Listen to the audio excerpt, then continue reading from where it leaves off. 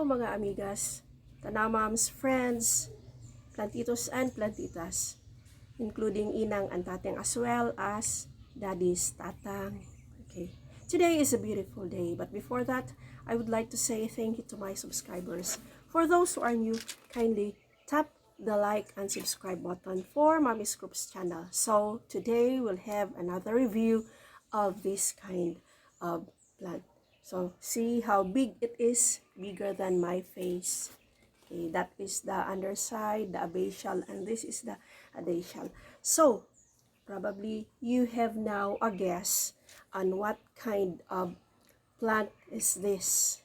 Okay, so this plant belongs to family Araceae, or the aroids or arum plants. And there are two distinct characters that I am going to give you so that it would be easy for you to identify this kind of plant. Okay, so there is a dog that is peeping there. Oh, the eyes is very wide and very big. Okay, I did not move this plant to where I am doing my review. It is because it is heavy. See how heavy it is and how big is the plant. See how big it is. Okay, and so this plant belongs to, as what I have said, it is an arum or Araceae. And then since I have told you that there are two distinct characters that I am going to give you, first is that the leaf is elongated or elliptical. It runs between ovate and, okay, this I am going to turn. So let us check. Okay, so this one, it is elliptical, sword-like. Another thing is that its flower, when it blooms, looks like this one. It has a red spathe and white spadix. Spathe and spadix. Okay, and so for this kind of plant, we propagate this by cuttings. Okay, since it grows, okay, I'm going to let you see the okay, so this is the, okay, I am going to move it.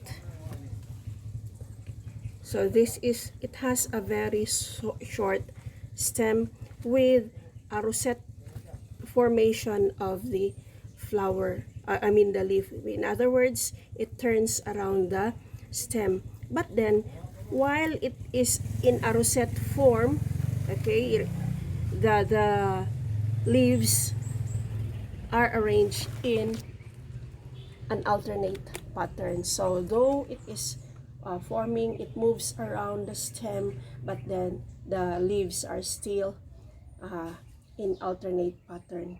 However, another thing is that it has a soft petiole. So this is the petiole, okay, wherein, if you noticed, the petioles has a sheath below.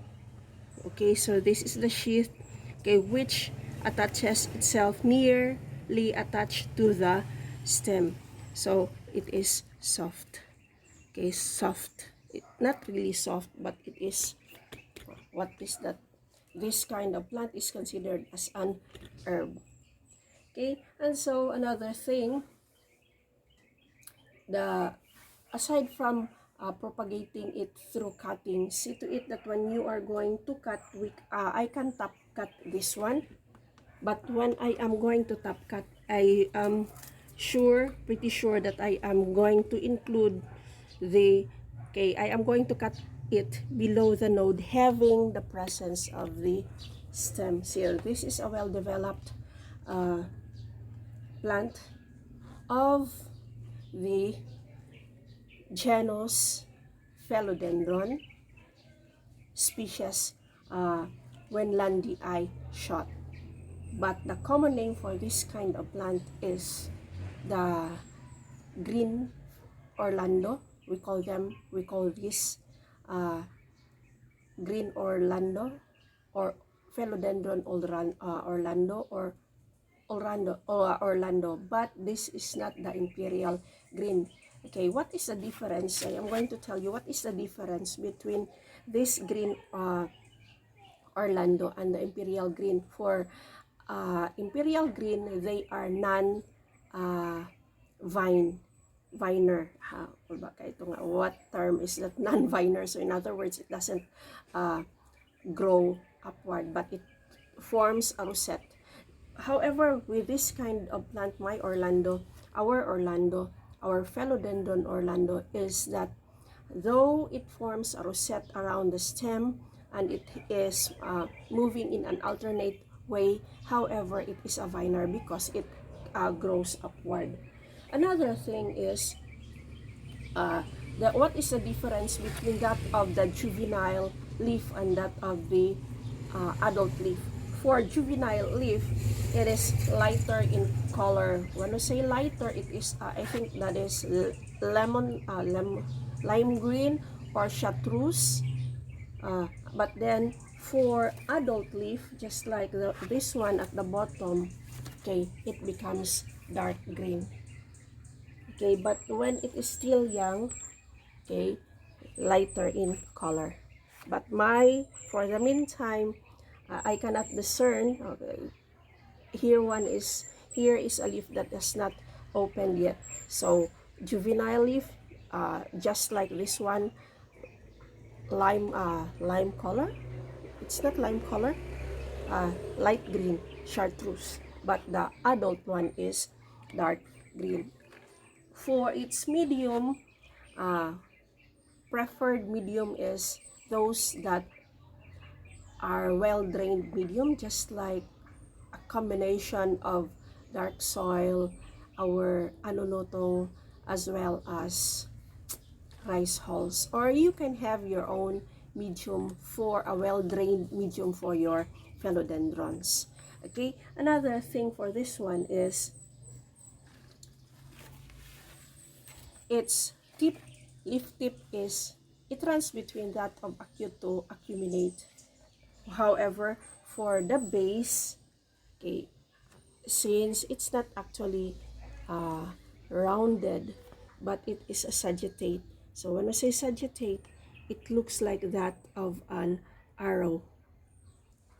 Okay, arrow. So just like that of our alocasia, just like it forms that way.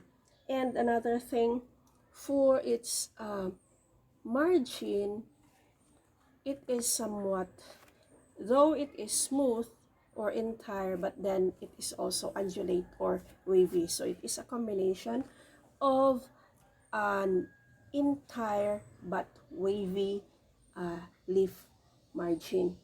Another thing for its character is that it has a pinnate venation. When we say pinnate, you can clearly see the opposite, it's not opposite, actually opposite, the veins that runs from the midrib going to the margin of the leaf. See? Okay, so it is pinnate. So this leaf is having a pinnate venation. And for this kind of philodendron, if you noticed, it has a very prominent midrib. Okay, prominent midrib. Okay, you might wonder how many leaves this Orlando. It has more than 25 big leaves. See, more than 25 big leaves, which is bigger and wider than my face. Okay, if I am going to make a span, how big is this? 1, 2, okay, the biggest 3 spans of hand, my palm, 1, 2, okay, so 3 spans of the hand for this kind of Orlando. It likes filtered, okay, that is why I am here. It doesn't like direct sunlight.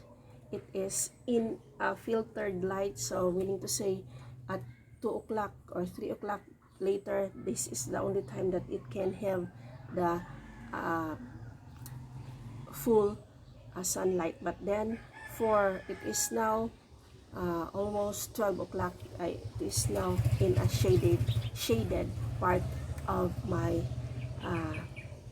garden. It's not actually garden.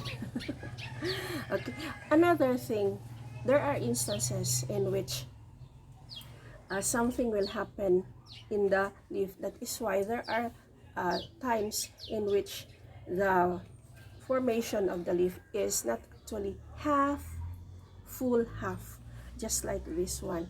You cannot say that it has a perfect half from the midrib in its blade.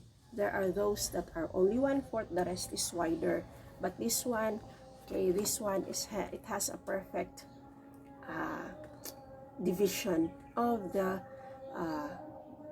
leaf blade, half, perfect 1/2, but for the whole leaf. But this one, okay, it's not really perfect. It's not really perfect. So again, once again, this is Philodendron Wendlandii Schott, napagikuan because of the one that named it, or commonly known as Orlando, green Orlando, but it's not imperial green. So I have mentioned a while ago what is the difference between that of the green Orlando and the imperial green. So once again, this is my Philodendron Orlando, or Philodendron Wendlandii Schott. So before I am going to end my review, I would like to say thank you so much for watching my videos. For those who are new, kindly tap the subscribe button so that you will be notified, the bell button, so that you will be notified of any new reviews that I am going to upload.